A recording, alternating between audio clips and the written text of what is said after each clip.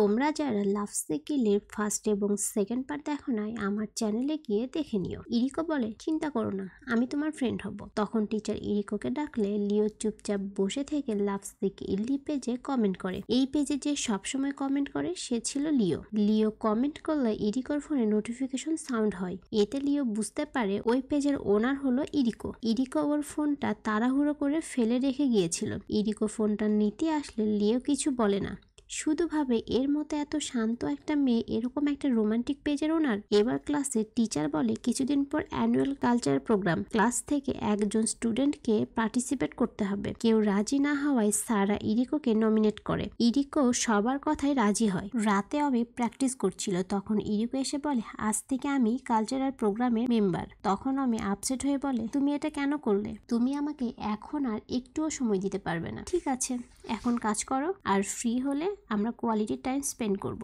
এটা শুনে ইরিকো তো আবার তার ইমাজিনেশনে। পরের দিন লিও ইরিকোকে অনেক ভালো ভালো কথা বলে, যেটাতে বোঝা যায় ওর একটা ভালোবাসার মানুষ দরকার। লিও আরো বলে লাভ সিকিলি পেজটা তোমার, তাই না?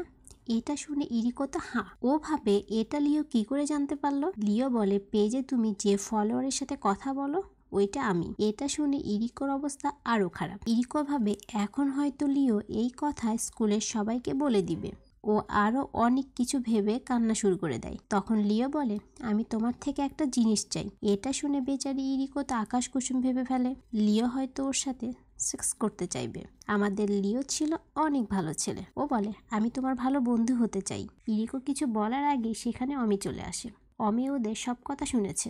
লিও কিছু না বলেই চলে যায়। আর ইরিকো ভাবে এবার এই দুইজনের মধ্যে ফেসে গিয়ে না জানি তার কি অবস্থা হয়। অমি তখন বলে তুমি লিওর ফ্রেন্ড হবে না, তাই পেজটা বন্ধ করে দাও। ইরিকো এটা করতে চায় না। ইরিকো লিওকে লাইক না করলেও ওর ভালো ফ্রেন্ড হতে চায়, বাট অমিকে কিছু বুঝতে দেয় না। অমি জানায় সে আবার টেনিস টুর্নামেন্টে যোগ দিবে। এটা শুনে ইরিকো তো অনেক খুশি হয়ে যায়। অমি যাবার সময় বলে যদি লিওর ভালো ফ্রেন্ডের দরকার হয় তবে আমি ওর অনেক ভালো ফ্রেন্ড হব, বাট তোমাকে কারোর সাথে শেয়ার করব না। এটা শুনে আমাদের ইরিকো তো অনেক লজ্জা পেয়ে যায়। লিও ইরিকোকে অ্যাকুরিয়াম ঘুরতে বললে ইরিকো অমিকে সাথে নিয়ে আসে। এতে লিও একটুও খুশি হয় না। বিরক্ত হয়ে কথা বললে ইরিকো বলে আসলে অমিও তোমার ফ্রেন্ড হতে চায়, তাই আমি ওকে সাথে করে এনেছি। লিও তখন বলে আমি তোমাকে ছাড়া অন্য কারো ফ্রেন্ড হতে চাই না। আর অমিকে বলে তুমি ইরিকোর পিছু পিছু কেন ঘুরছো? তখন আমি লিওকে ওদের রিলেশনের ব্যাপারে বলবে। ঠিক তখনই ইরিকো বলে আসলে আমরা দুজনে অনেক ক্লোজ ফ্রেন্ড। ইরিকোর এই বিহেভে আমি অনেক কষ্ট পাই এবং আপসেট হয়ে যায়। কেন ইরিকো ওদের রিলেশনের ব্যাপারটা লুকালো?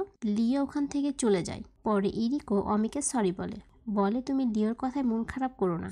আসলে আমি লিওর কথায় না, ইরিকোর কথায় মন খারাপ করেছিল। অমি বলে তুমি কি লিওকে লাভ করো? তখন ইরিকো বলে না, আসলে আমি চাই না স্কুলে আমাদের রিলেশনের ব্যাপারে কেউ কিছু জানুক। বাট অমি তা চাচ্ছিল না। অমি চাচ্ছিল ওদের রিলেশনের ব্যাপারে সবাই সবকিছু জেনে যাক। এই নিয়ে দুজনের মধ্যে অনেক তর্ক হয়। অমি রেগে গিয়ে বলে আমার সাথে ব্রেকআপ করে তুমি লিওকে বয়ফ্রেন্ড বানিয়ে নাও। ইরিকো আপসেট হয়ে চুপ থাকলে অমি ব্রেকআপ করে চলে যায়। ইরিকো এবার অনেক বেশি আপসেট। পড়াশোনা, কারোর সাথে কথা বলা, কোনো কিছুতেই সে মনোযোগ দিতে পারছিল না।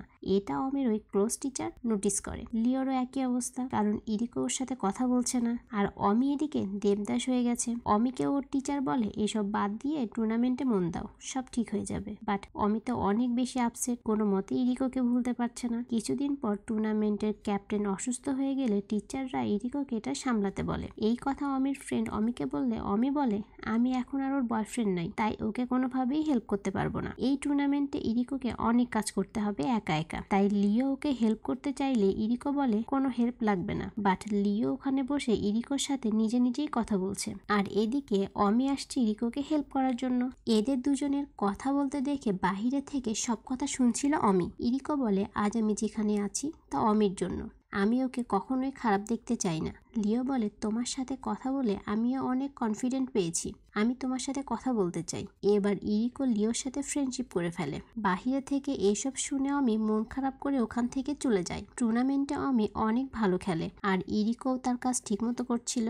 হঠাৎ একটু ভুল হওয়ায় সব স্টুডেন্টরা ওকে অনেক কথা শোনাতে থাকে। তখন অমির ফ্রেন্ড এসে সবাইকে চিৎকার করে থামিয়ে দেয়। এটা দেখে সারা অমির ফ্রেন্ডের উপর ক্রাশ খেয়ে যায়। ইরিকো স্পোর্টসের জন্য কিছু জিনিস নামাতে গেলে সব ওর হাত থেকে পড়ে যায় আর উপর থেকে একটা বাস্কেট ইরিকোর মাথায় পড়বে, ঠিক তখনই অমি এসে ওকে কোনো রকমে বাঁচিয়ে নেয়। এটা দেখে ইরিকো তো অবাক। ও বলে, তুমি এখানে? তোমার টুর্নামেন্টের কি হলো? তখন অমি ওর উইনিং ট্রফি দেখিয়ে বলে, আমি টুর্নামেন্ট জিতে গেছি। এতে তো ইরিকোর খুশি শেষ ছিল না। ইরিকা ওর স্পোর্টস টুর্নামেন্টের কাজ অনেক সুন্দরভাবে হ্যান্ডেল করায় সবাই ওকে চেয়ার আপ করছে। অমির ফ্রেন্ড আর সারা ইরিকোকে একটা জিনিস আনতে স্কুলের টেরিসে পাঠায়। সেখানে অমি ওয়েট করছিল ইরিকোর জন্য। অমি বলে, তোমার জন্য আমার লাইফ চেঞ্জ হয়ে গেছে আর তোমার থেকে অনেক কিছু শিখেছি। তোমার সাথে আমি সারাটা জীবন থাকতে চাই। তুমি কি আমার সাথে থাকতে চাও? এটা শুনে ইরিকোর চোখে পানি চলে আসে। আসলে ও এখন অমিকে আগের মতোই লাভ করে, তাই ও রাজি হয়ে যায়। অমি ইরিকোকে কাছে টেনে নিয়ে কিস করে আর এদের দুজনের সবকিছু ঠিক হয়ে যায়। পরের দিন দুজন হাত ধরে স্কুলে ঢোকে। তার মানে তারা অফিসিয়ালি সবাইকে এটা জানায় যে দুজন দুজনকে ডেট করছে। বাট স্কুলের সব মেয়েরা এটা ভালোভাবে না নিলে সবার সামনে অমি বলে ও ইরিকোকে পছন্দ করে, ফলে কেউ আর কিছু বলতে পারে না। দূর থেকে ওদের টিচার সবটা দেখে অনেকটাই খুশি হয় আর অমির ফ্রেন্ডও সারার সাথে সেটিং করার জন্য লেগে পড়ে। এবার ইরিকো ওর পেজে পোস্ট করে ওদের রিলেশনের ব্যাপারে। এটা দেখে লিও অনেক খুশি হয়ে যায়, কারণ ওরা দুজন আবার এক হয়েছে। ইরিকো এবার চিৎকার করে বলে, আমার ড্রিম বয় ফাইনালি আমার কাছে চলে এসেছে। এখানে এই মজার ড্রামাটি শেষ হয়ে যায়। আর হ্যাঁ, চ্যানেলটা কিন্তু সাবস্ক্রাইব করে দিও আর কমেন্ট করে বলো কেমন লেগেছে।